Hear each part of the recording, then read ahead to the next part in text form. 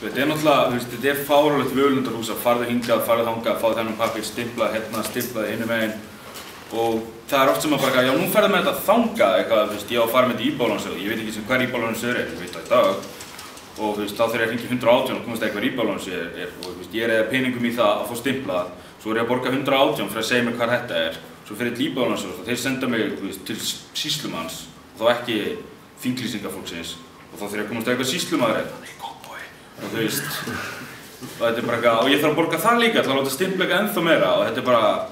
þetta oft bara fáránlega flókið, sko. Mér finnst þurfa svona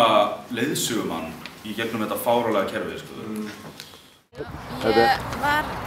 Ég nýflutt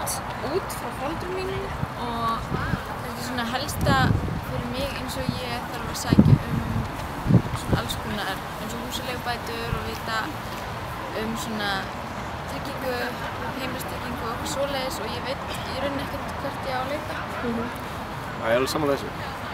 Það svona vantar svolítið mikið, maður svona einhvern veginn bara hentur út í djúpu laugina og svo já, þá maður einhvern veginn að redda sér eða spyrja einhvern annan sem kannski hefur gengið í gegnum þetta. Nytsamlegar upplýsingar fyrir ungt fólk sem að þá, hvort sem að það atvinnulaust ungt fólk eða ekki atvinnulaust ungt fólk, getur sótt upplýsingar tækifærin sem að þeim býðst, þá upplifi ég sem einstaklingur sem vinn með ungu fólki og þá sérstaklega atvinnulausu ungu fólki að það mikil þörf á því að þessi upplýsingaveita sem algjörlega á mannmergð.